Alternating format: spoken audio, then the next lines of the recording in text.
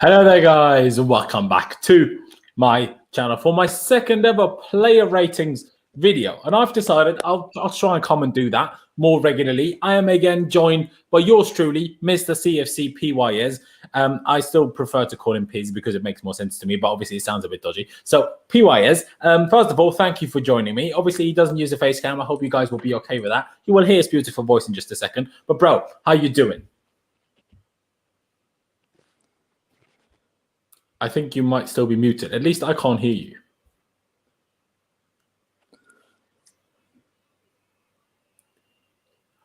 I don't know why I can't hear him. I think my audio is fine. Let me try that for a second, but my audio is fine. My audio is fine. So I don't know what, maybe unplug your mic or something because something, oh yeah, he's trying to rejoin. He will rejoin in just a second. Don't worry, just stick around, guys. What we're doing today is, of course, Chelsea player ratings. After Barnsley 0, Chelsea 1, and Chelsea have managed to qualify to the quarterfinals of the FA Cup, which is sick. As much as the performance was extremely dodgy, especially in the first half. At the end of the day, you know, we're going to improve. We're going to make things better. And we're through to the quarterfinals, which means we're just 3 wins away from an FA Cup title, from a trophy, from the first trophy under Thomas Tuchel. So really, if you think about it that way, there's certainly worse situations to be in. I hope PYS will join me again very, very soon. I don't think he said anything to me so far on... Oh, there he is. Can we hear you now, my friend? Can we hear you now? Can you hear me, guys? Can you hear me, Laurenz? Yes, we can hear you. Brilliant. I couldn't hear you before. You was muted. I couldn't hear anything. It's all good now, though. I'm good. Brilliant. So obviously we'll talk through the entire performance. Everyone watching right now, big up all of yourselves. Subscribe if you haven't already. That'd be brilliant. Follow Pys. I keep saying Pys. I'm so sorry. That's fine. On Twitter, his link will be down in the description below. Of course, follow him. And like I said, if you're new here, please be sure to subscribe. If you want to make sure that I see any of your messages, don't hesitate to use the super chat function and consider becoming a member if you fancy it. There's a join button underneath, and we'll talk about everything. Of course, Jesters is one of these members. You know, he has this little fancy badge next to his name. You know, who doesn't want a fancy badge? I like fancy badges. So I don't know what about you. Same goes for James. Saying Barnsley haven't played a game for 12 days, so they were well prepared. True, but you can't really use the fatigue excuse for the players that played today because, I mean, we changed 10 players. So not really you can use that one. And I thought I should tell you, you used your personal outro for the BFTV outro on the stream. Did I? Did I say next time rather than I'll see you when I see you? As I see, I get them mixed up, you know? I get them mixed up. And MY Drizzle, I don't know what your Instagram is. Not really going to work that well, I don't think. But hey, you know, hit me up anyways. Why not? Shout me out, bro. Yeah.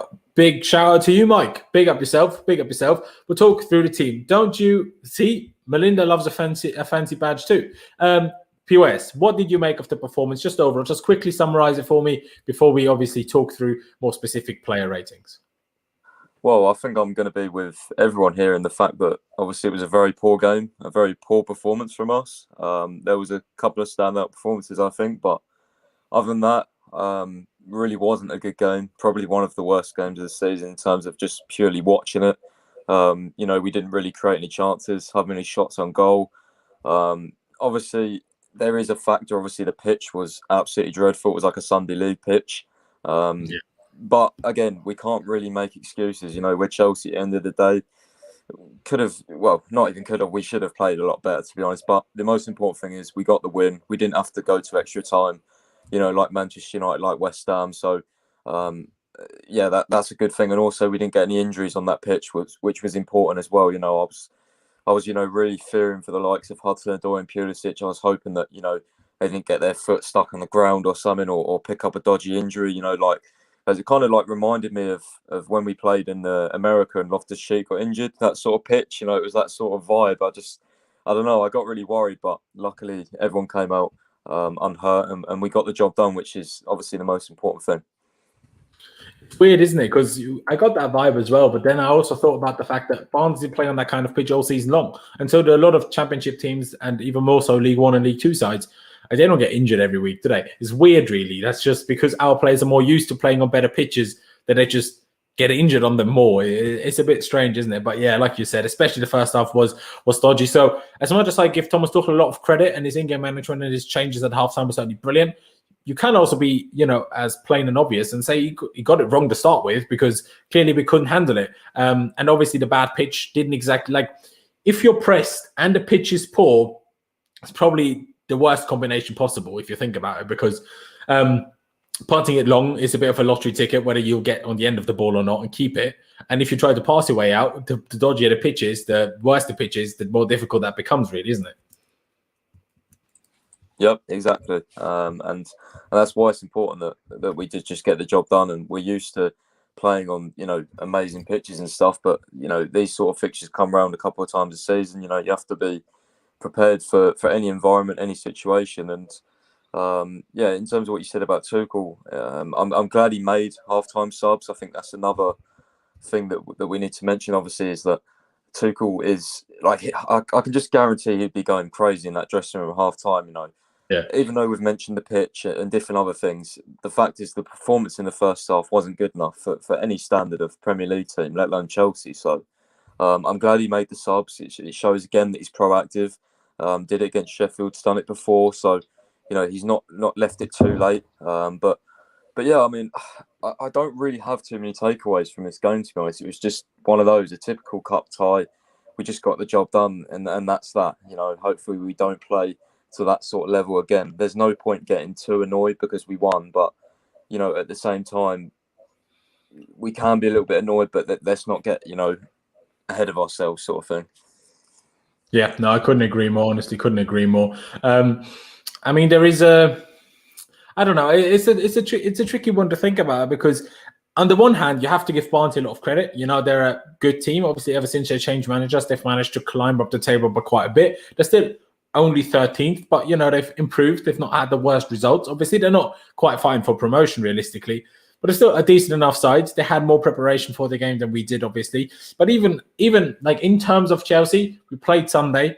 This was a Thursday night game. So in terms of tactical preparation, that was enough time. And like I touched on already, we made 10 changes. So fatigue isn't really an excuse by any stretch of the imagination either. Of course, we have more international players that might not fancy or might not be used to playing on a cold, windy night in Barnsley. But realistically, that shouldn't be much of an excuse either. And I guess we should just get into the player ratings and, start talking about that. And I guess we obviously have to start with Kepa. Obviously made a brilliant save, actually, very early on in the game, which was a great save. And I think we should give him a lot of credit for that save, especially when you don't play a lot. It's not easy to come out the blocks, obviously early in the game and make a good save. And I thought in general, he looked quite confident, looked solid. His distribution was decent. Yeah, a couple of, wild ones. But to be honest, every goalkeeper has that. Doesn't matter whether you're Edison, Ter Stegen, Neuer, or Kepa. You can't complete every single long ball. It don't work like that. But then obviously he also made that mistake late on where Tammy had to really dig him out of that hole with a brilliant goal line clearance. It's a tricky one. I find it quite tricky to actually, judge Kepa. What would you say roughly before we give him a final rating? Yeah, I think he was solid, to be fair. A lot better than the Kepa I was used to. Obviously, I think one of the things that I picked out as well is that he was very, very good on the ball in terms of the back passes I was noticing and just his general ball play in general.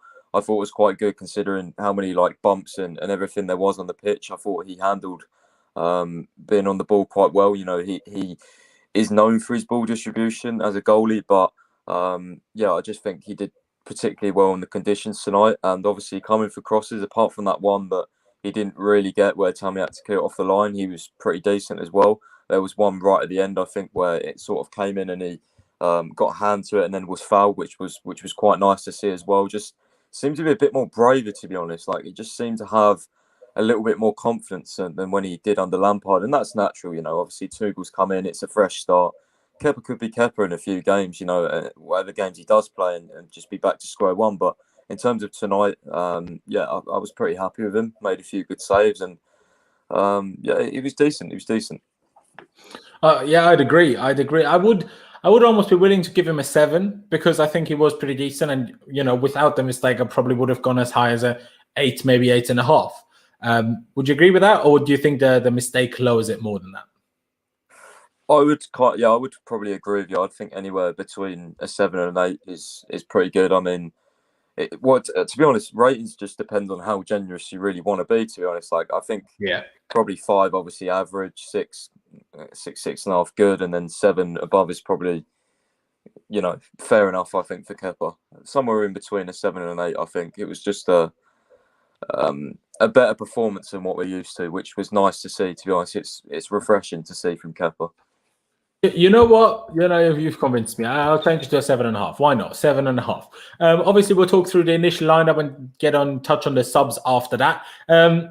I guess we'll go to Andreas Christensen. Why not? Because, of course, he was the right-sided centre-back. What did you actually make of initially? Obviously, there was a lot of debate on Twitter. What actually is the formation? I said pretty quickly that I thought Emerson was one of the 3 centre-backs here because that just made a little bit more sense, at least, than him playing at right back. That would have just been super baffling to me. I mean, I don't put it past Tuchel, quite frankly, but I expected him to be part of the back 3. But what I didn't expect, even though in hindsight it probably makes sense, is the fact that Christensen will play as the right-sided centre-back and Zuma in the middle. But obviously, Christensen came in to replace Thiago Silva in that role for obviously against Spurs and then for the whole game against Sheffield United. So that was a bit of a weird one. But at the end of the day, it makes sense. I guess the wide ones have to be the quickest and most mobile, don't they?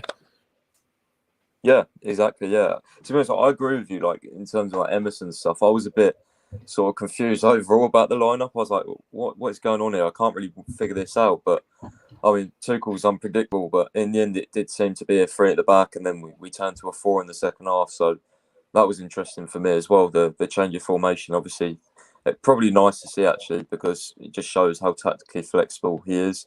But in terms of if we're talking about Christensen. I thought he played quite well, to be honest, good on the ball.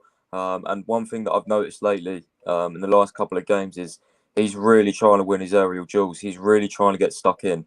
And, I really, really like that from him because one of the criticisms or the main criticism everyone gives Christensen is, well, he's good on the ball, but he doesn't throw himself. He's not got that roughness. He's not tough. He's not tough enough to be a Chelsea centre-back. But, he's really showing in these last 2 games that he has got it in him, and we saw from obviously what he had to go off from. If you guys don't know, he had to go off because he got kicked in the head when I think the ball went on the floor, and he literally tried to dive and header it whilst on the floor, and he got a kick in the head. So that's the reason why he had to go off. But I just really appreciate that. It's showing that he is willing to put his body on the line, and yeah, I really enjoyed his performance today, to be honest with you. It's a weird one, isn't it? Because obviously I agree with what you're saying. He looks like he's really trying to make up for certain deficiencies he's had in the past, shall we say? As much obviously you only told me about this when obviously you jumped on before we went on air. But that the Tuchel obviously confirmed that's why Christensen came off. Obviously we didn't know that during the game. And I mean, I was already jumping on Lewis's AC Hive, just for him trying to hit the ball while sliding along the floor. I respect it. I like it. I can't lie. I like it. So, I'm a big fan of that. And by the way, everyone in the chat, drop, obviously, when we're talking about players, drop your ratings of them down in the chat. If you want to have anything to say or just want to support the channel, do use the super chat function or become a member down below. Smash the like button. All of that good stuff. Obviously, check out PYS on Twitter. The link will be up will be down in the description. But yeah, the Christensen one is a weird one because I still think the team as a whole was just so poor in the first half and they're playing out. And as much as we will give the pitch just a little bit of an excuse, we're not tied from Arsenal Fan TV. Do you know what I mean? It's not a complete excuse. They should still have done better, and that goes for him as well as others, I think. So that's why I don't think we can rate him too highly. As much as his individual performance, if you will, wasn't bad, and he was trying to get stuck in. Still, as a whole, in terms of playing it out from the back, wasn't great. If that makes sense. Yeah, kind of. I mean, the thing is with Christensen, if we're going to give him a rating as well, obviously we have to take in, as you said, he came off, so it's kind of hard. Obviously, because he didn't play a full match, we only really have a little bit to judge him on, and obviously you mentioned the pitch as well. Obviously, we're not Arsenal Fan TV, and we don't give too much excuses, but I would have definitely liked to see us play, rewind that and play, see what happens if we played on a really nice pitch. Because I do think certain situations definitely affected us on the ball. We couldn't string a few passes together. When we was trying to play the ball flat, it was going up in the air and different sorts of things. So yeah, it was just a weird one with all the bobbles and stuff. But in terms of a rating, I mean, I'm kind of undecided. I think I'll probably leave it up to you and go from there. To be honest, what do you think? It's a tricky one. I don't know, because I still think the first half was so bad. I don't think really any outfield player, other than maybe Tammy, because he should have won as a penalty if the referee had eyes or VAR existed. I don't think any of them outfield players deserve more than a 4 for the first half, and he didn't play the second half. But then if I think about him individually, I kind of want to give him at least a 5. Yeah, I think a 5. I'm seeing some of the comments, everyone's sort of saying 5 as well. I think 5 is probably fair as well, giving the benefit of the doubt for putting his body on the line as well. So, yeah, I think a 5 is fair. All right. I'll agree with it. And I guess the next one to talk about is Kurt Zouma. Kurt Zouma, again, another one in the first half that struggled and that, didn't help us in playing out from the back. But in terms of actual defensive mistakes, don't think he did much wrong. And in the second half, when we had more control and the centre-backs weren't, so tested in terms of, dealing with an extreme press by Barnsley, he looked okay. Obviously, for the last 10 minutes, I will say, obviously, when we were under a lot of pressure, I have to prepare my live review for Blues Fans TV, so then I don't have 100% focus on the game. So if there was anything specific that happened, please do tell me. But I thought overall, a really poor first half, but then a decent and a good second half. Yeah, Zouma, again, is an interesting one. Obviously, he didn't really do much wrong, but to be honest, I think one of the things I picked up with him, I'm not sure whether it was to do with like a lack of options in midfield, like present themselves. But I think, especially playing in the middle, I noticed he was taking really long on the ball. Like he was just sort of stuttering a bit. And I was like, God, I want to play it faster. Come on, like play it faster. I've noticed with like Rüdiger, Christensen and Silva, they play the ball really quick. Even if it's going across the defence, they play it really quick. But Zoom was just sort of standing there and just looking for options. And then if he didn't find anything, he just booed it long. And that was kind of annoying me a little bit, just the lack of pace in his game and his passing. Obviously, we know that Zuma isn't the greatest on the ball anyway. He's more of a pure defender. But I think that's just one of the main little things I had an issue with. But maybe I'm nitpicking. The comments and stuff can let me know. I'm not too sure. It's just something that I picked up on. But in terms of like his actual performance, I think one of the good things he's always good at is dealing with the long balls. Barnsley were putting a lot of long balls and second balls, bounces in the box and stuff, and he was dealing with them really well. Overtowering defenders. So I think again probably an average 5 for him, to be honest. I think I would be willing to give him a 6, and this isn't really going against Christensen much. He just came off at halftime. I'm sure he would have pushed up his own rating in the second half as well because the team as a whole played better. But I think the second half was decent enough to at least push him up from a 4/5 to a 6. I would say, unless you go strongly against it, then I'll give you a 5.5. No, I can go. Yeah, I'm not strongly against it. There's nothing that I really hated about the performance. So yeah, I'm happy with a 6. 6 is okay, isn't it? So yeah. And to be honest, getting to Emerson, I think that's another extremely tricky one because he didn't really provide the thing that I hoped, obviously being the good ball playing footballer that he is, to like really help us out much, but also, and that is an issue that I've had on a Frank and that I'm already seeing again on the Tuchel. We just don't use our left side. Doesn't matter who plays. Our left side is just only there to, when we get to it, try and get to the end of crosses at the far post. That's the only point of our left side. We don't use it in the build-up at all. Doesn't matter if it's Alonso or Chilwell, or it doesn't matter who the left centre-back is. It's just not there. I mean, okay, when Rüdiger plays left centre-back, maybe a bit more for him to play a few long balls. But it just wasn't there. And I think that is a bit of a weird one. In the second half, I think Emerson didn't do anything wrong, but also didn't do anything particularly outstanding. So, and in the first half, he was part of everyone that was poor. So I wouldn't give him more than a 5, maybe. Honestly, I actually probably can't even give you a rating for this one because I didn't even notice him on the pitch. I'm not even joking. I genuinely did not notice him. Like, I can't remember thinking, "Oh, Emerson's on the ball. Like, what's he got?" I don't know. That one just skips my mind, to be honest. He was playing centre back, wasn't he? I didn't recognise him at all, to be honest. I'm happy to go with whatever because there's one of the comments saying there, the True Blue 17 saying Emerson non-existent. That's kind of what I felt like. I didn't notice him on the pitch. Whether that's a good thing or a bad thing, I don't know. Like, it's a difficult one. It's like really difficult But yeah, I can't really give you a full opinion because I don't know. I don't really have anything to say on him, to be honest. Yeah, no, I wouldn't even disagree necessarily, but I guess why I in the end up giving him a 5. And by the way, hey Callum, big up yourself. Obviously one of the mods. But I would probably go with a 5 is because as a defender, left back or left sided centre back, to kind of be invisible at least also means you didn't do anything drastically wrong. So I think you can't really downgrade him too much and give him like a 3 or a 4. So I think an average, probably down the middle in an overall not particularly great team performance. I think a 5 is quite decent. Yeah, I'm happy with a 5, to be fair. That's sort of the average rating, and yeah, I agree with that. And to be honest, it's almost similar for Alonso. I said this on my live review earlier on Blues Fans TV. It's a case of he had a few good defensive runs, actually. Covering their right wing back, making sure that that guy doesn't get on the ball and hitting a few balls away. He did good on that. That will happen maybe 2 or 3 times. But in terms of offensive play, of course, only played the first half as well. Didn't really see him, to be honest. And obviously, as a left wing back, that was a bit more of his role. Hence why, and also I will say a little bit of a negative bias towards Marcos Alonso. I would probably not give him not more than a 4. Maybe I'll scrape a 4.5 because of the defensive headers. But hey, if you're shouting for a 5, maybe I'll have to agree to it. Yeah, I'm probably thinking a 5, to be honest, just because obviously you did mention those couple of defensive actions. He stopped a couple of balls going in the box, and I think if we're giving Emerson a 5, and I don't remember anything from his performance, but I remember a couple of good things from Alonso's, then I think it's probably only fair we give him the same rating, to be honest. That is fair, to be fair. That is fair. So let me just add a cheeky little 5 for Marcos Alonso as well. So there we go. And I guess the next one is Callum Hudson-Odoi, who, aside from Tammy Abraham, of course, scored and saved our clean sheet. I mean, some people are saying 4, some people are saying 5.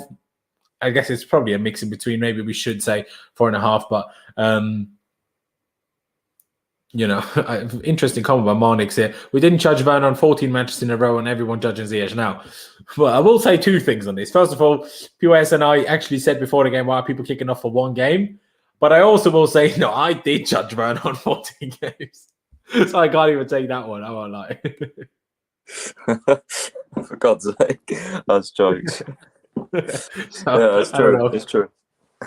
It is. But getting back to Callum Hudson-Odoi, other than Tammy, of course, getting the winner and getting the crucial goal line clearance, I think other than that, if you take that away, Hudson-Odoi was probably man of the match, I would say. Obviously, still Tammy is man of the match, but if you just ignore that, if that works somehow, I would say Callum was probably a best player, whether that's at right wing back, trying everything he could, or then in the second half as a left winger. I would say it was pretty good.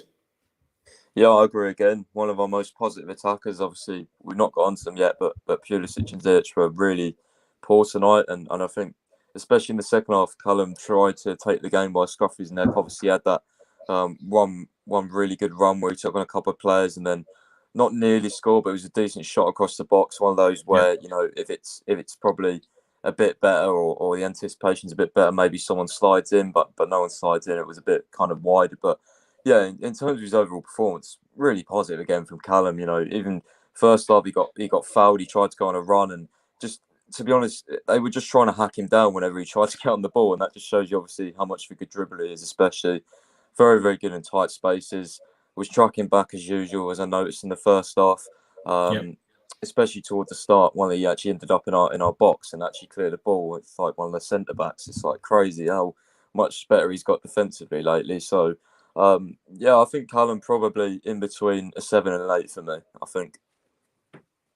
Yeah, no, I would agree with that. I will say he did get mugged off for the big chance that Kepa had to save. Out of nowhere, Barnsley players pulling off a Ronaldo job to mug off Hudson-Odoi. Didn't look good there, but I guess, that is true. Yeah, at least it didn't end up in anything. Yeah, that is a bad one. I would be willing to give him as an individual an 8, but I think the overall team performance wasn't good enough to warrant giving anybody other than Tammy, who actually won us the game, an 8. So I would say 7.5, if you're okay with that. Yeah, totally. Anyway, as I said, anywhere between a 7 and 8 for me is probably justified because, as you said, like the overall team performance wasn't good enough, to be honest. And there was a couple of kind of standout individuals, but it wasn't like an amazing oh my god type of performance. So I think that Actually, we'll have to do one of two things. Either we give Callum an 8 or we give Kepa a 7, because I think Callum was still better than Kepa, because Kepa did Kepa a 7 then. Callum an 8, definitely, I think. Callum an 8 and Kepa a 7, because we have Kepa at 7.5 right now. Yeah, I don't know about that though, because like Kepa with that big save in the first half, and then I don't know, it's a difficult one, isn't it? I don't know. Yeah, you're not wrong, to be fair. Callum undecided, because if that goes in, then it's a whole different game.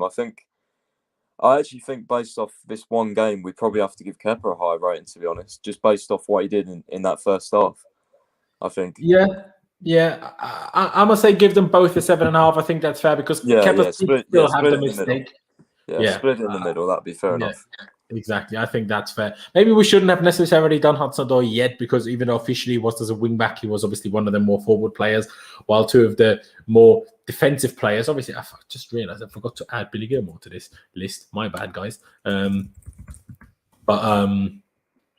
guess the next one we need to mention, of course, is N'Golo Kante. And one, I don't know your opinions on it just yet, but I didn't rate his performance at all.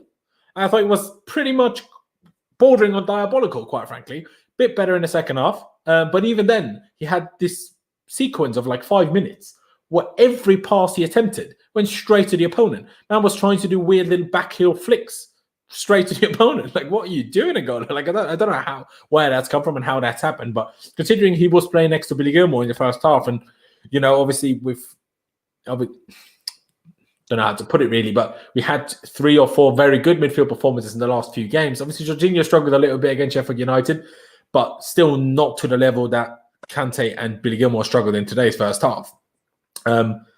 So I think Kante was really poor. And this is not saying, excuse me, I don't want him to play ever or any of this crap, right?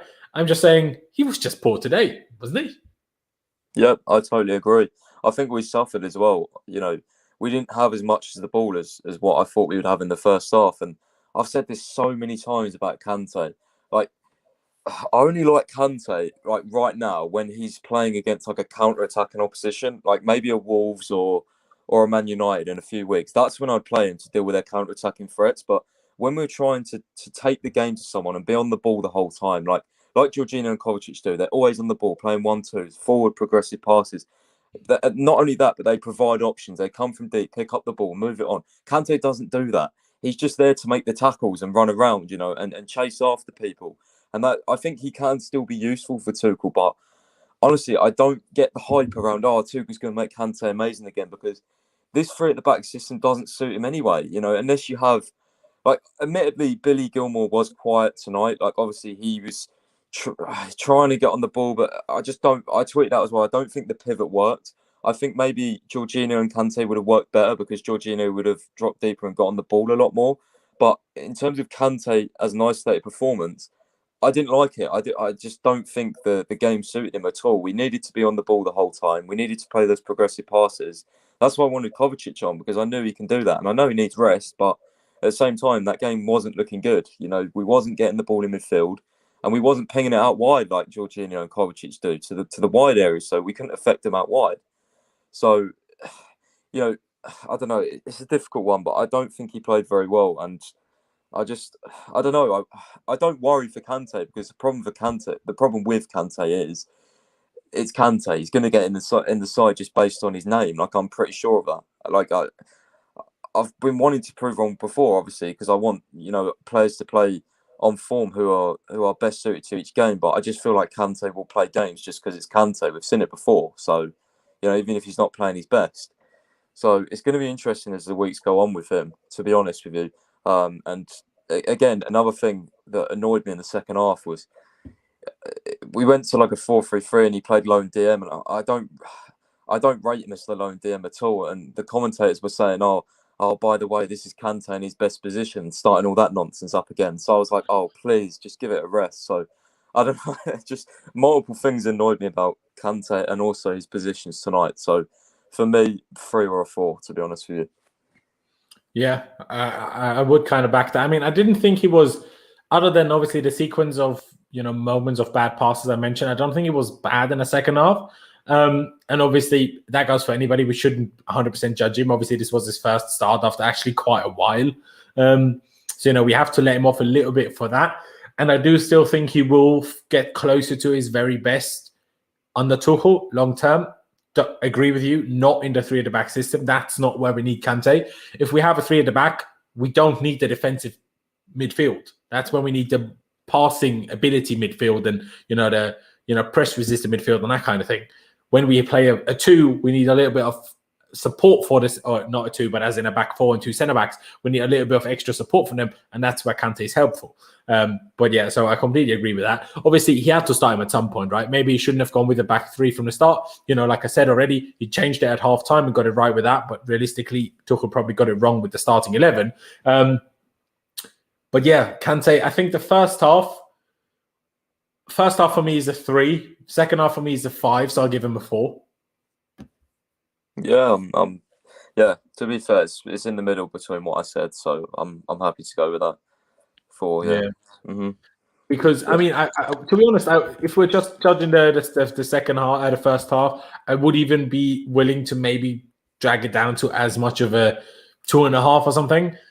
But I still think the second half was first half was shocking, honestly, really bad. But I think the second half was still decent enough to push him up to at least a 4.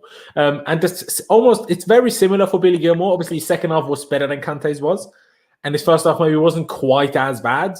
But that also comes down to the fact that we hold Billy to a little bit of a lower standard than Kante, I think.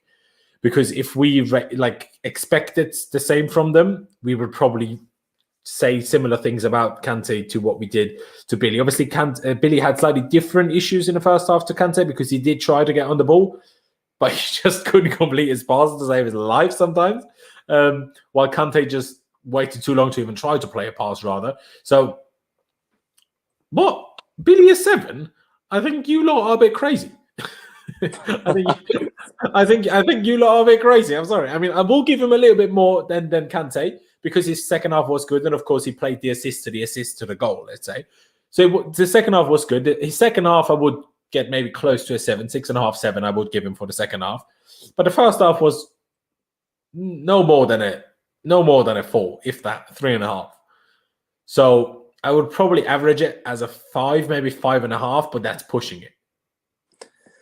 Yeah, I think the thing is, obviously, with some of those comments as well, I kind of get this as well. It's I think everyone has a bit of an academy bias, like a Billy bias, especially. I mean, I love Billy Gilmour, but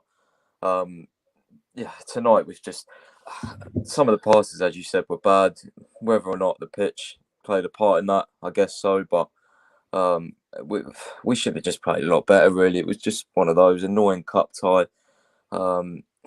See, people were saying he was disappointed. I don't necessarily think he was disappointed. I just think he was average. And the thing is, he's not played in a while. He's still young, so I think everyone just got I especially. How can you not gas our youngsters up? Everyone loves a bit of Billy Gilmour. So when he plays, to be honest, the last day or so, the build up to me, what I saw was all about Billy Gilmour. So yes, Billy's playing under Tuchel and this and that. So when you have a performance where it's just average, people are just, I think they go too hard on him. He's still young, so I'm happy to go with an average rating of maybe a 5 or a 5.5 for me. Okay, yeah, no, I would agree with that. I would back that. But now that I'm looking at ratings, the fact that we gave Alonso a 5, I think we need to give Billy a 6 because his second half was more than anything. Also, he played the pass to Reece, didn't he? If I don't forget. Yeah. So he played the pre-assist, as people like to call it. But so 6. I'm gonna say a 6. Alonso a 5. Yeah, fair enough. I'm gonna say a 6. But like I said, the first half was still dreadful, but the second half kind of bailed him out of it a little bit, and that's brilliant. But yeah, like Linda said, Tammy saved Kepa and all of us today. I mean, Kepa also saved the rest of the team before that. So, it swings and roundabouts, as they say. Mark Gilmour with Sissoko, and it's a wrap. But we're playing Barnsley today. I don't know what you're waffling about Sissoko. Sorry, bro. What? Well, no. I don't know. We ain't playing Spurs for a while, mate. I don't think. And we're not even playing them again this season, are we? I don't think. We played them twice, so. Yeah, and out of the FA Cup, thanks to that absolute crazy game last night. So we're not playing them again, which is interesting. You said that about Sissoko. I don't know why, but yeah. Yeah, exactly. And they're not even in the Champions League either, so we physically cannot play them again this season. And Vitmus, by the way, if you want to jump on, I don't know if you're in Lewis's or whatever you're doing, but if you want to hop on, drop a DM on Twitter and I'll send you the link. Obviously, you'll take a few seconds to hear this, I know. But yeah, no, yeah. Billy, not awful. Good second half, poor first half, overall average, decent, I would say. And like you touched on, he's still extremely young. What is he, 19, 18? And you know, we have to let him off a little bit. It's unreasonable to think he can always play like he did in that Everton and Liverpool game. No player can play at that level every game. That's ridiculous. Yeah, I agree. And I've seen a couple of comments like saying Gilmour should have gone on loan and stuff. And what are your thoughts on that? Because, yeah, what are your thoughts on that? Do you not agree? Because I don't really agree with that, to be honest. We need as much options as we can. Like, if Jorginho Kovacic gets injured, then we need probably Gilmour to step in. So, because I don't imagine Reece is going to play in a pivot. I mean, we've not really tried that. It's not really the time to try things. So, I think we definitely do need Gilmour this season. So, if he was going to go on loan, guys, I think it probably would have been like a more personal decision to get game time. But obviously, he's obviously happy with where he is. So, yeah, I don't really see the need for you know, people to say he should have gone on loan and stuff. But yeah, it's interesting anyway. I fully agree, bro. I fully agree. I don't think he should have gone on loan at all. Like, I think we're already short in the midfield department, quite frankly. So, you know, I think loaning him out would have been all sorts of crazy unless we pushed Reece James into a midfield role. But that would have meant that we have to play three at the back all the time because Aspie is not a capable right back anymore. As a backup, sure, but not as a regular week in, week out starter. So, no, absolutely, Billy should have stayed around. And had we loaned him out, we definitely, you know, would have, in my opinion, needed to bring someone in instead of him, quite frankly. But thankfully, we didn't loan him out in the end. And I guess that brings us on to the next player, which I guess should be Hakim Ziyech.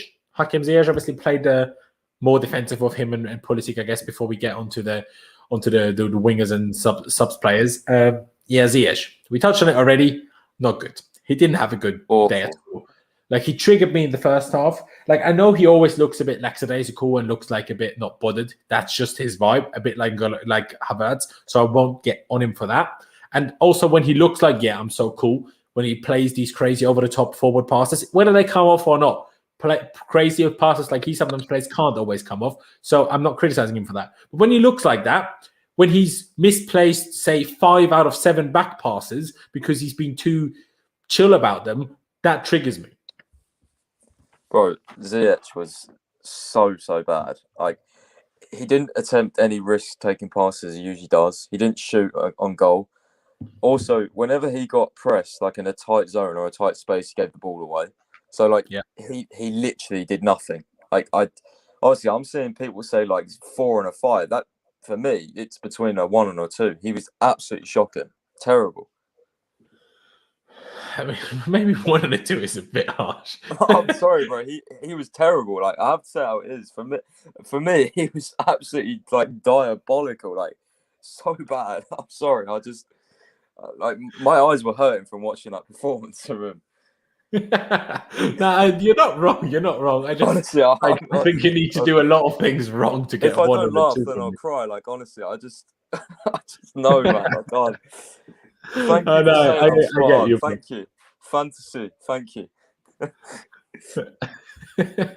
Fantasy PJ Tour in the chat. Love that from you, by the way. And we've just hit 100 viewers, which is sick. Obviously, a lot of people do a lot of streams right now. So, you know, I just thought I'd do these. Why not? Might as well. It's just a little chat that I have with PYS, who I don't talk to that much. So, you know, this gives me a chance to catch up with him as well, which is, of course, great. But if you're here right now, make sure you subscribe, smash the like button. Use the super chat function if you fancy it. Become a member if you fancy it. And definitely follow PYS on Twitter. I mean, the dude's massive. So chances are you probably follow him already. But yeah, I mean, I would have personally given him a 3. So because of what you said, I'm going to give him a 2.5 because that's kind of where you put him. So that kind of meets in the middle. Yeah, I'll go with you. I'm just laughing at the comments. These guys are so funny. Your comments. Jokes. Honestly, I'm happy for whatever. It's so funny. 2.5. We'll go with that. Big up the chat. Big up the chat. See, PYS is rating you. PYS is rating you. Ziyech does not play well in the game. I see. I thought I was reading a funny comment. Turns out, just a random comment. And look who we're joined. Mr. Vitmus himself, the man who we learned last time is set on his bedroom floor. You know, I hope your back is okay, bro. I hope your back is okay. Yeah, it's good, man. How you doing? Yeah, I'm okay, man. Again, thanks for letting me on, man. I appreciate it. We're just talking through the team. Obviously, you can see it along the bottom what the ratings we've given so far. So if you strongly disagree with something, happily throw it out there. We're just discussing Hakim Ziyech.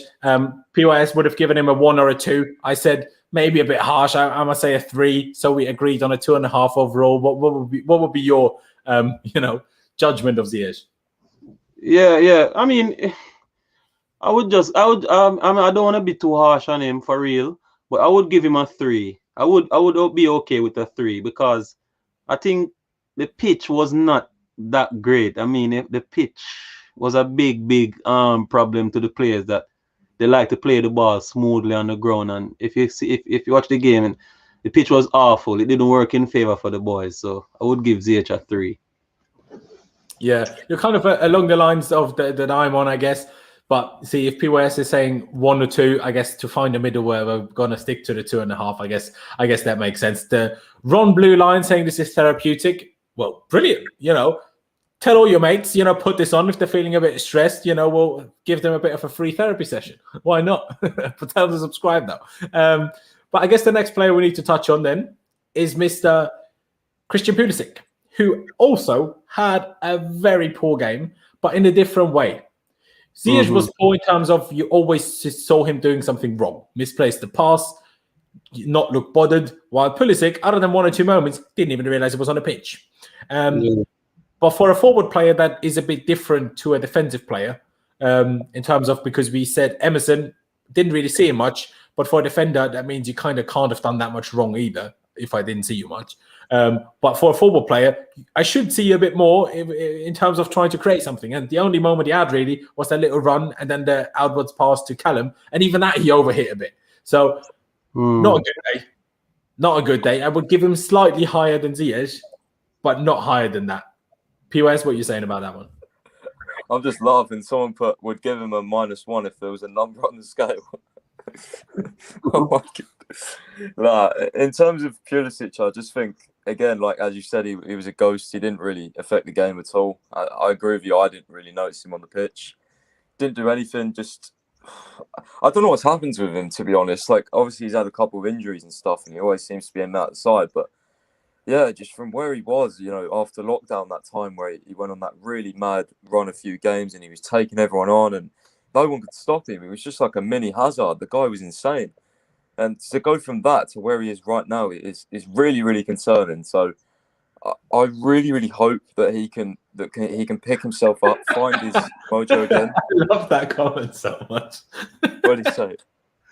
Gave him an invisibility cloak, or what did he do? Honestly, yeah. I agree. I'm probably going to be going between a 2 and a 3 for him, to be honest. All right, fair. I can't even really disagree. Vitmus, what were you saying? Would you go higher? Nah, I mean, it's true. He wasn't not really in the game. I mean, at the start of the game, we could see him trying, but it just faded out, man. Like as the game progressed, he just was like nowhere on the pitch, man. So yeah, I would agree with PYS. With a 3? Yeah. Okay. It's a weird one because, again, when he hears this and watches this, he will probably get triggered at me for saying this. Basically, a source, which I'm still not 100% sure how much I can trust it. So hence why I'm not running around quoting it, saying, "Oh, I'm in the know." But telling me things like, obviously with his injury, the club, the fitness staff and whatever else, and Tuchel as well, and even Lampard towards the end, are trying to make him change how he plays to make sure he doesn't get injured. And apparently Pulisic is struggling a lot to adapt to that because obviously he plays in this high intensity, high energy kind of play style all the time usually.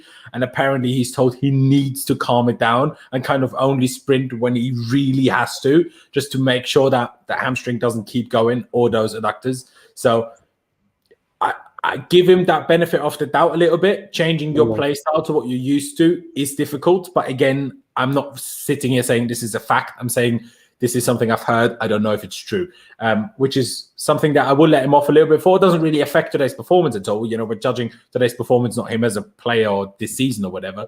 Mm-hmm. I would maybe push it to a 4 because at least I saw him try a few more positive things than Ziyech, and then I guess overall with you guys push it to a 3.5. Would you be okay with that? Yeah. Yeah. I'm happy with Fair 3.5. Mm-hmm. Yeah, like I said, let me know what you guys, Vitmus, why don't you go first? What do you make of that? Do you think that makes somewhat sense, him making him change his style a little bit to make sure he doesn't keep getting injured? Because, of course, we know how talented he is. We saw that last season, particularly after restart, and also obviously in his Dortmund days as well. And we just haven't seen that type of player this season. But he was also pretty much injured for 5 months straight, obviously with 3 appearances in the middle. But in general, kind of he was out for since the FA Cup final till early December or late November. So it's tricky one. It's a tricky one. Yeah, and honestly, if your sources are true, then I think it would be a good switch for him. Because honestly, he's a very talented player, and if he needs to change it up a bit, to stop him from being injured so many times, then definitely, I mean, if that's the case, then we can't pressure him a lot then. But if we look at it, it can work in his favor, because if we look at how Hazard usually plays, Hazard's not like that high intensity runner thing. He plays with the ball at his feet, and he sprints when he needs to. He sprints for the ball or sprint at players when he needs to. So if Pulisic can tone down and play, he can't be like Hazard, but try to adapt in the way that the management are telling him to do, then it could work for him. Yeah, I mean, I agree with it. I think long term, I mean, we're seeing what's happening with Hazard right now. Obviously, some of it might be down to the Madrid medical staff, as some of the Belgian medical staff are pointing out. But that's a tricky one to judge, I guess. But P-Wise, what do you make of that? Do you think that might hold some sort of truth to it, or do you think it's more a bit of speculation? Well, I can't tell you exactly for sure because I don't know who you heard it from, but I've definitely not heard anything about changing his play style. But I mean, it's interesting if it is true, because I actually think his main positive is he likes to play at intensity and high speed and the runs in behind and stuff. So I think that's when he's hardest to stop, when he's at a high intensity with the ball at his feet and running at defenders. So I think if you limit him just for the sake of getting less injuries, obviously he's not going to play as well. It's just natural. So again, another thing I'd probably like to add is Hudson-Odoi had a really big injury as well, and he seems to have coped and got his intensity back. Very similar players with the way they like to dribble. To be fair, it took him a long time as well to get that back, quite frankly. Yeah, it did. But at the same time, he's not going to be changing anything. So I don't know. It's a bit of a weird one. Yeah, I think the difference. If Pulisic's injuries are that bad that he has to change his whole game style, that's really, really worrying. So I'm not really sure. I think the way I was told it, again, I'm not telling everyone whether it's you three or you two and the chat as in it's fact. I'm just saying it's a case of, because obviously, again, I've heard there was talk about either he has surgery, doesn't play for another 3 to 6 months, or we make sure we treat him well and really careful when we use him and how much we use him. And that was kind of the two options that were decided between. And it's not a case of change his play style like that forever necessarily, but just to make sure he gets over this injury tendency. And until he gets over that, play a little bit different. And then obviously once hopefully that ends up in his muscles being completely okay, and then we can let him off the leash again fully, and rather than him having to do that all of his career kind of thing, if he ever has to. Because I mean, there's been a lot of players that would have had brilliant careers, but were just hampered by too many injuries. Obviously there is people like Gareth Bale or Arjen Robben who still managed to have incredible careers through injuries. But there's other players that didn't manage to get through the injuries and didn't manage to have the careers they might have been able to do otherwise. So it's a tricky one. Obviously, we'll have to wait and see how it happens. But I can't say when I watch him play, he seems different. I'm not sure whether this is him, whether it's because he's told to, or whether it's other reasons, but he certainly does look like he's doing things different. That's all I will say, hence why it makes a little bit of sense. Laurenz, quickly, just to end it off there on Pulisic, what you said about him potentially having surgery, I don't think it'd actually be a bad idea if his career, but I think if he had to have that, then it would have to be at the end of the season. Like, we can't have that now because we just don't have enough winger options, I don't think, especially when we're chasing top four. So what do you think about, like, you two, what do you think about, obviously, maybe him having surgery at the end of the season and us signing another winger? Because if you look at our situation, obviously with Ziyech and Pulisic, they're both in and out the side. And I've said this before, in terms of consistency and performances for where we want to be, winning the league and going far in the Champions League, I don't think we can rely on them two. And obviously our only other option is Hudson-Odoi on the wing, because obviously Mason Mount won't be playing on the wing. I don't think it's not his best position. We don't need to go down that road again. So I've seen that build have linked us with Jadon Sancho over the last few days. What do you think about that? Because obviously we're supposed to be wanting Haaland, but maybe that's something for the summer after. Because I think for me, either we're going to I think we're going to sign a centre back. Not trying to go off a different topic here and go on about transfers, but I think we're going to sign a centre back, and then I think one of the big signs will either be a striker or a winger. So what do you think about maybe him having surgery and then us signing another winger? Like, would that be something you're open to? Because it's something that I'm open to if he's really struggling. Okay, Vimus, why don't you go first? What are your thoughts on that? Yeah, I mean, he has a point, but after getting Werner this season, I don't think it would make sense for us to spend the next maybe 80, maybe to 100 million to get Haaland in this coming transfer window. I don't think it would make any sense. And that would be, unless we're going to change our style of system again, to have Werner and Haaland at once in the team, which I don't know how the manager will get that done, but it can be done. So if we could, I mean, I love Pulisic, a very talented player, as we've seen what he could do like he did last season. So I would love for Pulisic to get fit where he's not that injury prone and fight through his injuries, like you said, like Robin or Bale did, and still have successful career. At Chelsea, I would want this though. So, I mean, but having Jadon Sancho also, it would be good. It would be good to have Jadon Sancho at the club and as a winger. But will he come back to England and be that the same Sancho as he was in Dortmund? Not sure. It's possibility. It could do, or it could go wrong. But I mean, I want to give Pulisic a chance, man. I really want to see him back to his best like last season, and it's just a thing if the manager give him that time to get back to his best, or the club like ready to invest so many time and effort to try to get him, because we didn't have time with Robin. That's why we got rid of him. So it's a problem. So maybe replacing him is the best option, but we could give him a chance to see what goes on. Yeah, it's a tricky one, because I'm not, obviously, again, I'm not 100% sure on the surgery situation. If we treat him properly through the season, if a surgery is even helpful or necessary in the summer kind of thing. Like, obviously there's different ways of treating an injury, and if it's kind of healed up by the time you want to have a surgery, you don't need the surgery anymore, if that makes sense. So obviously we'll have to wait and see what the situation is in the summer. The only thing I'll say against Sancho, if you will, if Pulisic does come back all guns blazing, obviously depth in the squad is great, but you can't have Pulisic, Hudson-Odoi, and Sancho all in the same squad and all of them be happy. That's not going to happen. But Laurenz, what happens if we mainly play three at the back though, and you have Hudson-Odoi at right wing back, Reece ends up at right centre back, and you have Sancho on the right wing?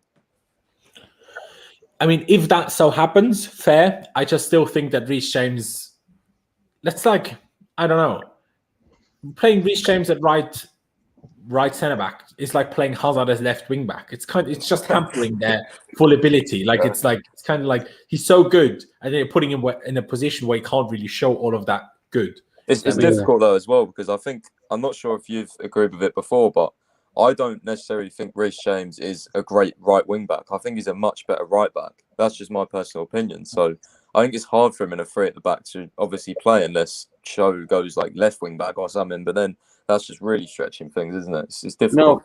No, but for the type of player that Reece James is and the ability that he has, I think I can't judge him. Like you said, he's not really a good right wing back, but that's just 1.5 games he has really played in that position. So remember, he has been playing right back for all of his career and coming up through the youth system or whatever. He's a mobility player. This man can play anywhere he's asked to play. When he was at Wigan on loan, he was playing CDM or something like that. So it's just time. If he adapts to playing the right wing back, it's not much of a change from playing right back. All it's just asking you is to attack more and defend more. You have to be up and down, like constant. So it's just about adapting, man. If he can adapt to it, then I think he'll be a good right wing back, just the same as he is as a right back. Yeah, I do agree with that. I agree with Pires as in terms of just today. I do agree he's better as a right back than he's a right wing back. But again, agree with him is that is to do a lot with that. He hasn't played right wing back much, and that it's different whether you come from deep and as in you arrive late or whether you're already in the position in the wide, more forward area. That's why you'd think he has to be good because his forward play is the stronger part of his game when he plays right back. But I still think it's getting used to things, getting used to the position, getting used to systems, getting used to mechanisms and automatisms between players when he plays a different position. But I'm still sat here thinking and hoping that long-term three at the back won't be our system. I still don't think it should be. I still think a 4-2-2-2 is what will give Chelsea the best success with the players we have right now. If we sign different players, maybe that's a different situation. And I do see what Witness is saying with the Haaland one in terms of Werner. But I will also say this. Haaland is on a different type of level of talent. And if we get Haaland, I have no issue selling Werner in a year or two, if need be. I have no issue with that. He's spot on. Haaland is generational. He's the same as Mbappe. I'm not the biggest fan of Werner. Like, I like him, and I hope he does well and shit. But if he doesn't do well, and it's not my money that's being spent here, if we want to go all out for Haaland, Werner is easily replaceable as well. He's easily replaceable, and you can sell him for the same price we got him for as well, probably even more because we got him on the cheap. Morata we bought for, what was it, 50 million. Marina's very good at negotiating. She got 50 million back for him, 55 or something like that. Obviously, we bought Morata for 70. I think 70 million. Yeah, okay, all right, fair enough, maybe with add-ons. But like the point is, obviously, we don't need to discuss selling Werner right now. But in the future, it's not something that we should, like, if he doesn't do well, obviously, it's something that could potentially happen, like, definitely. Yeah, like I don't necessarily disagree. I just think I can't remember which one of you. One of you said maybe try Haaland the summer after. I think the summer after we don't stand a chance because summer after he has a release clause, and I think then he's gonna pick Madrid or someone like that rather than us. So if we want him, I think we need to bounce now. And a bit like with Havertz, we had the chance last summer. Next summer or the year after, we wouldn't have gotten him. And I think it's a similar situation with Haaland. If we want him, not my decision whether we do, but if we do, we need to try this summer, I think. Yo, let me add some quick. I agree with you when you say we have to get Haaland, but when you look at it, bro, Chelsea have really, really done better with more physical strikers. I mean, I love Werner, but it just looks sad to just, offload him just so quick. You get me? And we have not seen what he's really capable of for Chelsea. But Chelsea have done better with more physical strikers. And I think Haaland would be that new, young, fit and strong centre forward that we are using. If you look at the Drogbas, the Diego Costa, that's how we play well. We have a striker that can match the defense. And Werner is too, like myself, he's not that big. So he'll easily be bounced off the ball by defenders. He won't challenge, I like Giroud, but Giroud he does not have the pace to play the type of football that Tuchel wants to play. So Giroud would be a good option if he could run. But Haaland would be, I don't know. I just don't want to offload Werner. But as you said, Laurenz, if it's not our money spending, if we want to go, if the club want to go all out and get Haaland, then why not? Yeah, exactly. I mean, I do also think that there is a way of putting both in the team. I just don't think there's a way of putting both and Havertz in the team. Exactly. That's kind of the issue. But just quickly, because Will asked it earlier, what's the injury news on Timo? He's not really properly injured. He just had a dead leg, which is kind of an injury, but not really. Like, he's fine. Just, make sure you heal out. I'm not sure. Surely everyone has had a dead leg before. It's not fun. Yeah. It hurts for a couple of days, and then you're fine, right? So I'm expecting him to be absolutely fine for, the Newcastle game on Monday. But obviously, is Haaland, Acosta, or Drogba? I mean, you could argue in talent-wise, he's probably above both of them, as much as that sounds crazy in terms of saying that for DJ Drogba. But Haaland is all types of crazy in terms of how tall and strong he is, and then to be second fastest player in the Bundesliga last season. Like, that is mental. That's ridiculous. But anyways, let's not get too sidetracked. We already have, but I love it. I love a good conversation, so no issue at all. I guess the next player we have to rate is Tammy Abraham. And, well, the man was man of the match today, scored the winner, was even the best goalkeeper on the day with that goal-line clearance. I love that from him. And, okay, the back heel to Billy wasn't great. But I will still say that in that situation, where was Pulisic? Like, if Pulisic was on the right wing where he was meant to be in that situation, Tammy wouldn't have even run out to the right in the first place. So, I will say that for Tammy. And I don't know, a lack of communication between Billy and him. I don't know. maybe Tammy doesn't understand Scottish or whatever. I don't know. But obviously that should have gone a bit better. But I think at the end of the day, and it's a weird one for Tammy. Obviously he plays the first half against Burnley or Wolves. Which game was it? Wolves, was it? And he was subbed off, yeah? Burnley. The first half against Burnley, and he was poor. And hasn't really featured since then. But should we judge him on one half against Burnley? I still think he's still an overall top goal scorer. I know it's a hat-trick in the cup and whatever. But still, if we want to win a cup, we need to score in the cup to get past teams. Like, you can't just sit there and say, he's only stat padding in the cup. Yeah, I mean, that's not wrong. But if no one scores in a cup, then we're not winning the cup. Yeah, and if we want to win a cup, someone has to score these goals. Yeah, for real. So what did you make of Tammy's performance? And just give me your rating straight away, PYS. Yeah, I think obviously he got the important goal. He does seem to get a lot of cup goals. As you said, if no one gets them, then we ain't winning anything. So we need to have players like that. Good depth option for me. Not a starter. Don't think he's good enough to start in the league for where we want to be. But decent depth option. In terms of today, I'll probably give him between an 8 and an 8.5. Very, very important, obviously, goal line clearance. I was impressed with that. But, you can rely on Tammy in these cups. It's just the league. I do have an issue with him a little bit, but I'll go with an 8.5. I'm feeling generous. Fair. Vitmus, what about yourself? What do you think of an 8.5? I mean, as PYS said it, he did okay today. He did enough to get the team across the line. He has been scoring in the cups.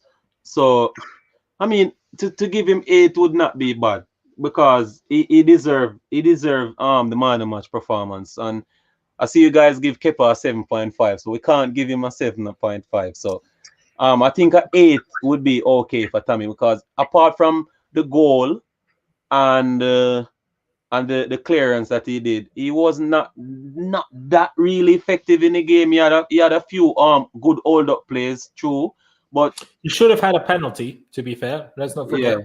He might have had 2. For real. So I mean, 8. Oh yeah, the second one I wouldn't give it, but fair. Yeah, 8. We're shameless. We'll claim it anyway. We'll claim it anyway. There you go. Yeah. Yeah, like I'm honestly somewhere stuck between you two, so I'm don't really know what to go for, because I'm stuck somewhere between an 8 and an 8.5, to be honest. Because I think his hold-up play was very good in some situations today. And also he made some runs that were a bit underappreciated, shall we say, or underused by some teammates.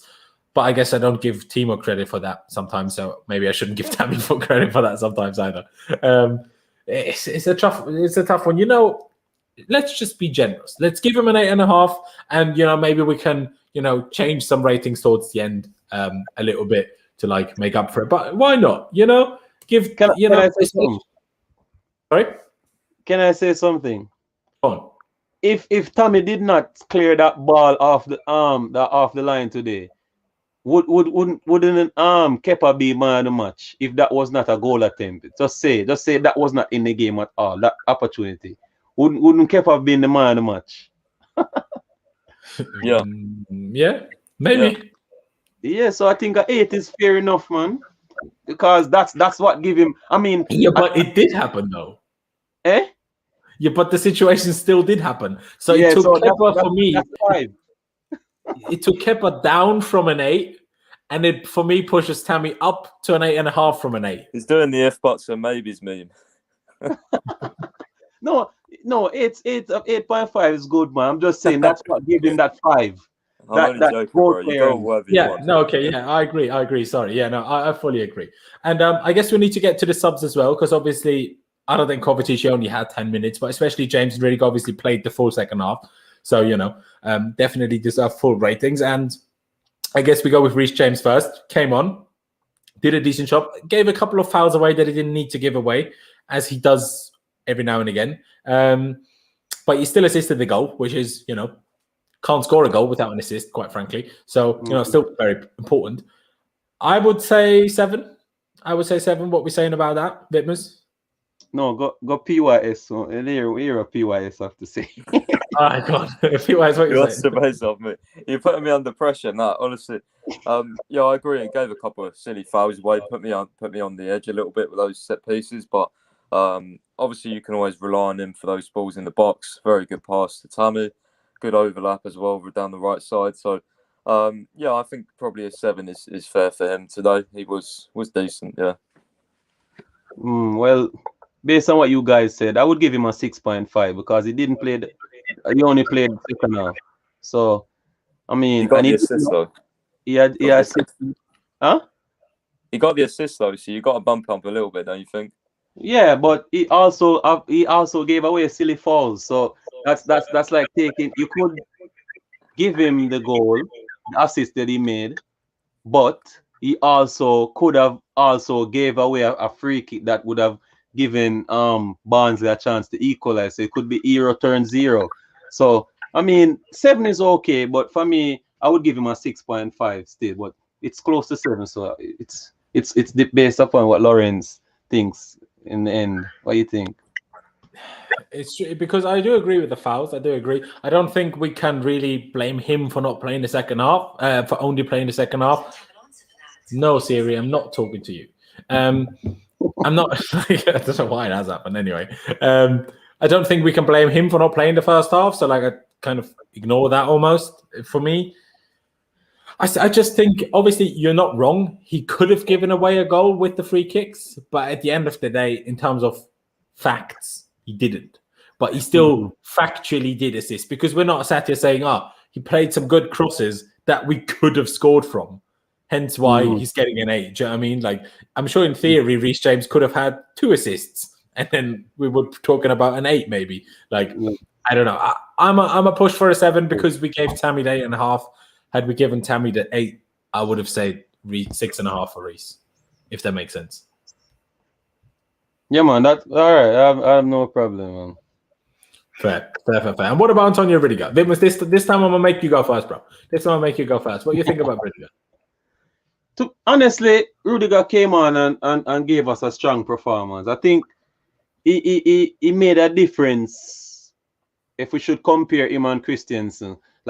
Christensen didn't have a bad game. He didn't do that anything for me to really criticize him. But I think Rüdiger was solid today, even though I think he made a few headers. His clearance were always straight to the Barnsley team. So, but I mean, they didn't score from it or put us in any harm or danger. So I would give Rüdiger maybe a 6.5 to, or a 6.5 in my opinion. I would agree with that. I would agree with the 6.5. I think it was a bit better in the second half and a bit more important tackles than Zuma had, and we kind of overall gave Zuma a 6. So maybe we should even give. Maybe we need to bump Zuma down to a 5.5. Because Zuma still had a poor first half and then a good second half, but Rüdiger just had the good second half. Maybe we need to do that later. But what do you reckon, PWS? What did we settle on for Reece? Was it 7 in the end? Yeah.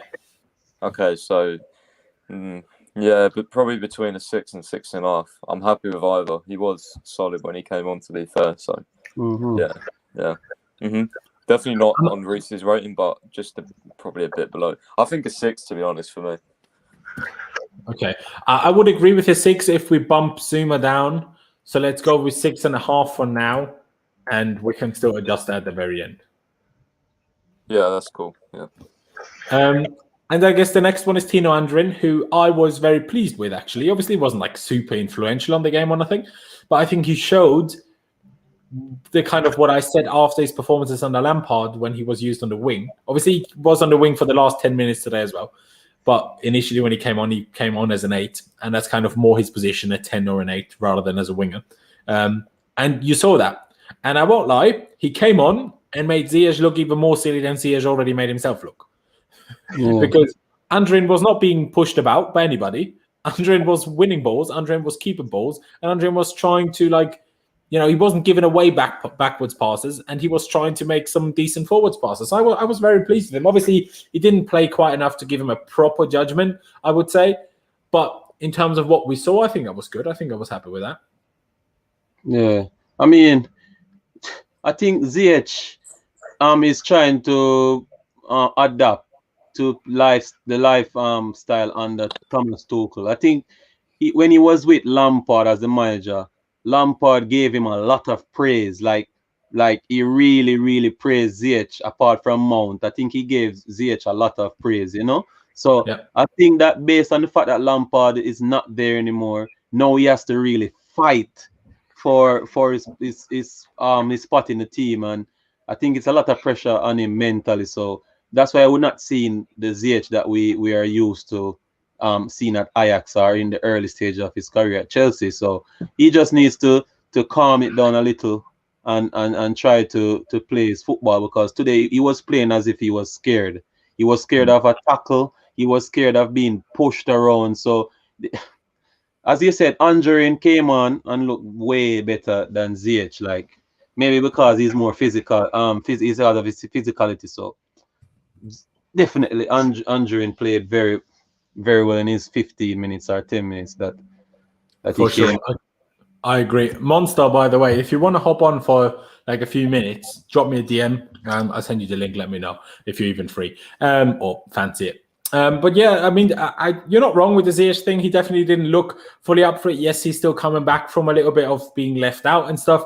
So, and neither me nor PYS was sitting here saying, this is now the end of his Chelsea career. But judging his performance today, he was just poor, and that's why we said so. On Andrin, PYS, give me your thoughts. I would have said I will give it an asterisk at the end because he didn't quite play enough to compare it in terms of ratings to the other players. But just of what I saw, I would be willing to give him a 7, but a 7 with an asterisk because he didn't play long enough, if that makes sense. Yeah, I kind of agree with that. Obviously, he didn't play very long, but obviously I agree with Vitmus as well. He was putting himself out there. He was trying to be physical. He was making forward runs, trying to get on the ball. So, I appreciate that from him. So, yeah, I'm pretty happy with giving him a 7 with an asterisk, yeah. Do you agree with that as well, Vitmus? Yeah. The guy came on and he wanted to play. So I agree with you guys on that one, man. Very good. Then I guess the last one that we have to mention is Mateo Kovacic. Only had 10 minutes. Kind of even have to give him bloody 2 asterisks. What's the plural of asterisks? Asterixes? I don't know. Anyway, something. 2 of them. 2 stars. Difficult to judge. Didn't really do much. Barely had the ball. Actually gave the ball away once, which was a bit nervy. But I feel like still helped us to see it out at the end, just to be another presence in there that the teammates also trust a bit more. Maybe we shouldn't judge that on today's performance, but rather than him as a player. Full stop. But yeah, I'm struggling to judge that one. PYS, what you're saying about Kovacic, obviously only had 10 minutes plus injury time. Yeah, as you said, double asterisks. It's very, very hard to judge him off today. But obviously, I'm a big Kovacic fanboy, so I'm going to go for a 10 for him today. Great performance. 10. He's my favourite player, so no, I'm joking. I'm not sure about that one, I'll go with whatever. I'm joking. Fair. And just quickly to Mohammed, where is Kaiwal injured? He wasn't pictured in training yesterday, so we kind of knew that already. But Nizar Kinsella of goal confirmed that today. It's more obviously Dan McCarthy tweeted that it's more a case of he's over the injury, but just not match fit yet. Hence why he hasn't made the squad. And there is a chance, I guess, it makes the squad against Newcastle, but presumably won't start again. Presumably, that's the situation. And yes, I did watch the 490. Obviously, what you're talking about. But Vitmers, what you're thinking about Kovacic? Yeah, as you know, I respect Kovacic like a lot. I mean, a lot of people give him stick man, but I said like even like that guy Kai No Filter. I said that we wouldn't judge Kovacic until we had a better manager, and we all can see it now. Kovacic with someone who actually knows how to manage a football team, and you can see the difference in a player. No disrespect to Frank. I love Frank Lampard, and I wish he succeeded at the club, but he's just inexperienced and he has the wrong attitude going as a manager. You get me? Because I know I don't want to go too far into the Frank thing, but avoiding players, ignoring them, not talking to them, that's not working.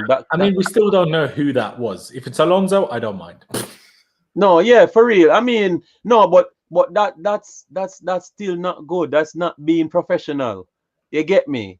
You can't do that, bro. As much as we want to defend him in that department, even if it's Alonso, you have to do the right thing as a manager, bro. In order for everyone to have that feeling in the club, you have to treat everyone with love and respect. So if 2 or 3 guys not feeling love and they're still in the bunch, that's gonna spoil the other guys that you're giving love. So you get me. But Kovacic today, 10 minutes, I would give him a 6.5. But we could see that Tuchel is going to try to play Kovacic with Kante. That's why he tried him on for the last 10 minutes to see how he'd look beside Kante in that midfield. I think that's I mean, he loves Jorginho, don't get me wrong, but if we can really look at it, Kovacic is a bit of Jorginho in there too, in Kovacic, who can do the same job like Jorginho, but Jorginho does it better. But considering the amount of possession we'll have in the games, I don't think we'll definitely need a full-on Jorginho when we can use Kovacic to do partially the same thing. So looking out for that. Yeah, like I've always said this, and I know PYS actually agrees with you.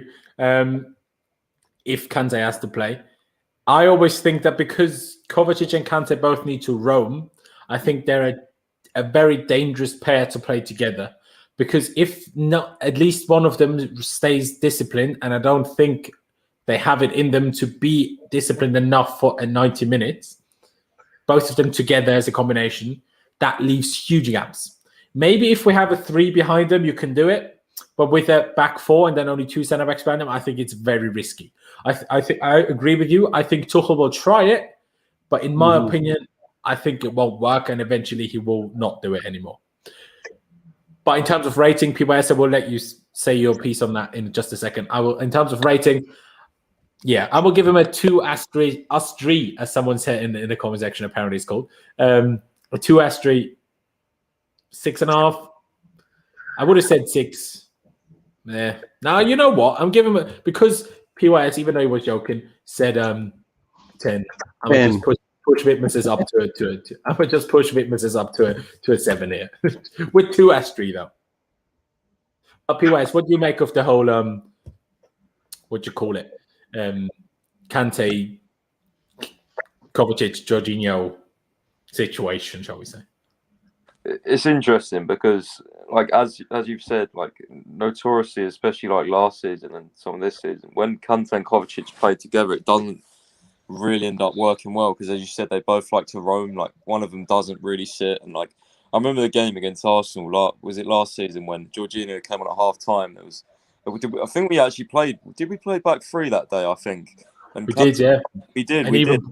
He made the change after 27 minutes, which tells you how bad it was. Kante and Kovacic were in the pivot, and none of them could get on the ball. It was like no option. So That's really interesting to me to see what Tuchel does, because obviously he likes players that drop deep and get on the ball. And Kovacic can do that, but as you've said, it's a funny.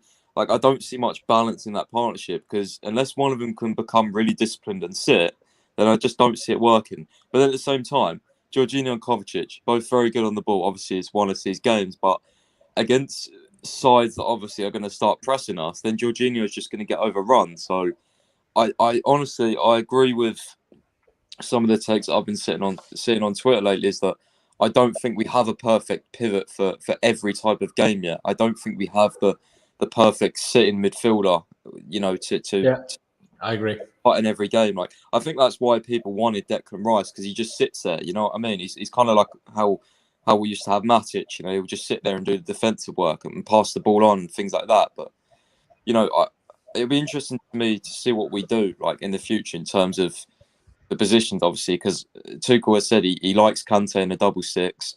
So yeah, it's just going to be interesting. It's hard to find the balance. I guess it just depends on the opposition. But like today, as I said to you earlier, I didn't like Kante because he wasn't offering himself for the ball. You know, we don't need Kante today. They're not a counter-attacking team. He doesn't need to go roaming and tackling everyone.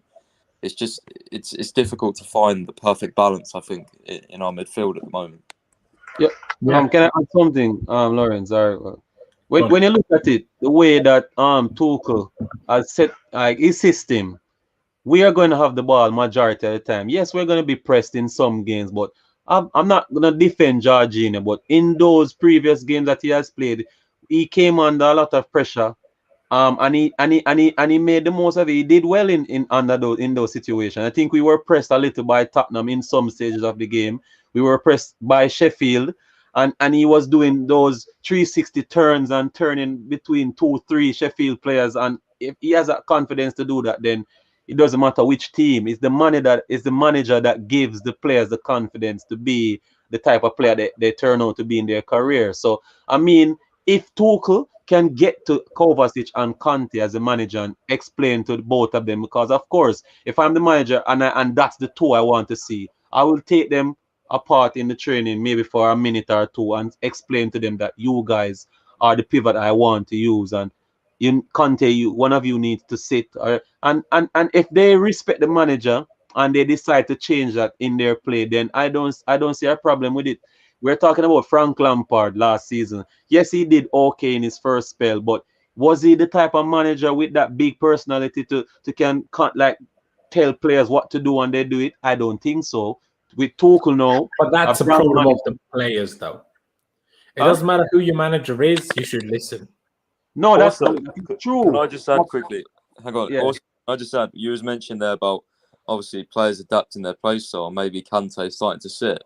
Tuchel said in his press conference the other day that he wanted Kante to roam about, and that's one of his, like, you know, he's a carrier. You know, he likes to help the team go forward, but he can also roam about the pitch. So I don't necessarily see the view of, obviously I'm not Tuchel, but I don't necessarily think he's going to be like pulling him aside saying, look, you have to sit now. Like I don't see that yet. So yeah. It's weird because I think with the back three, I think our best pivot doesn't include Kante.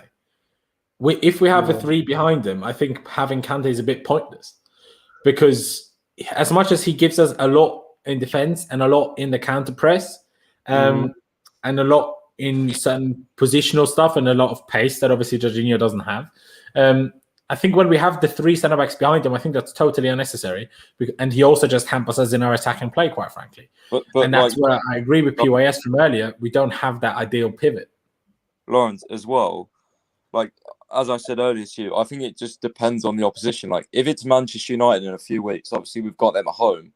I don't want Jorginho and Kovacic off the ball chasing Bruno, Pogba and all them. I want Kante playing in that game. I think he'll be vital in that game.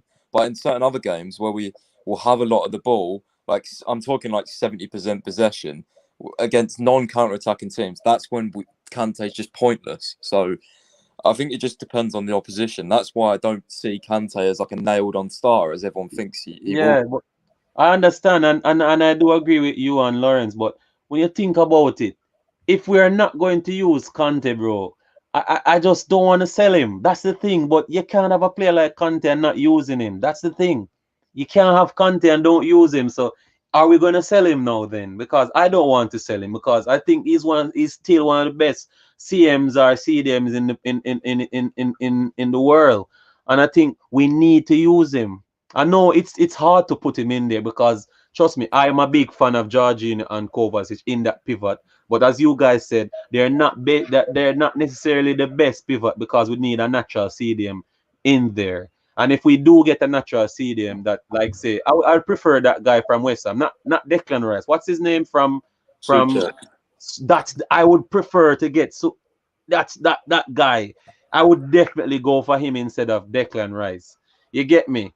And then we can't play Jorginho or Kovacic because I would play Kante with Ziyech because that's how we won the league, and that's how Leicester won the league. They had a sitting CDM, which was Drinkwater. We had Matic, and Kante was free to roam, as you guys said. He's a roaming midfielder, but he does the dirty work as well. So if we get a natural CDM, then I don't see a space for Kovacic and Jorginho. So it's a bit of a what would you say, a no-brainer or whatever the word to put there, but it's hard, man, to put it. I think that's where the tricky things come from. The fact that realistically, we will just have to slightly adapt opponent by opponent, and then 2 of the 3 will work. Because I don't want to sell Kante either, because in certain types of games, he's one of the best players you could ever have. And he's one of the best players in the world at doing that. Just that we don't need that, which he's the best in the world at every game, which is kind of where the issue comes from. But we also don't need Jorginho in every game.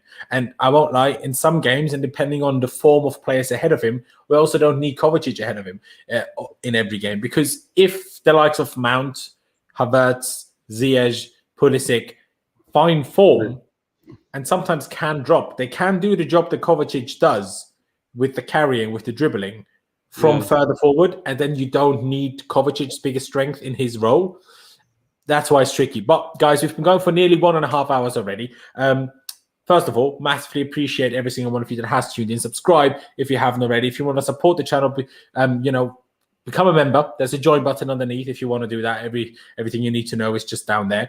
Subscribe to Vitmers. I've just added his link down in the description below. Of course, check his YouTube channel out. Subscribe to or follow CFCPys or PYS, or just PYS or PYS. I'm just gonna stick with that, bro. I'm just gonna stick with that. It's not PI, right? Double S. It's just no. CFCPys. Check him out on Twitter. Go on. Yeah, it's Pice, bro. It's funny. Pice? It's so joking. But I swear you told me I have to call you PYS, didn't you? Yeah, no, but no one can really say it properly, so it's just I just go with PYS on streams. But yeah, Pice. Yeah, you could have just said that, like the maths thing, pi and then an S, just Pice. Oh, it's calm. Yeah, yeah. Or just like that, American pies. Do you know what I mean? No, man said pies like I'm a food. No, I'm not that, bro. Man's a Chelsea pie. Honestly, no, can't be having that. I love it. Man's a pie. Brilliant. Brilliant. But yeah, first of all, massive thank you to both of you guys for hopping on. Obviously, Vitmer's kind of last second, and obviously, pies. I will never get that out of my head that you're just feeling that. Brilliant. But yeah, big shout out to both of you guys for jumping on. Big shout out to everyone watching. Subscribe if you haven't already. Smash the like button, and I will see you guys tomorrow at 5 p.m. UK time as I'm doing an in-depth analysis of this game with Ellie. You guys will probably know her off Twitter, off YouTube, off everywhere. So tune in for that. Get subscribed for that. Thank you guys for watching, and again, thank you to you two boys for hopping on, and I'll see you guys soon. No. I didn't do my outro. Sorry, guys. I will do my outro. Thank you guys for watching. Up the Chelsea. Upwards and onwards. And I'll see you next time. Don't know why I forgot to do my outro.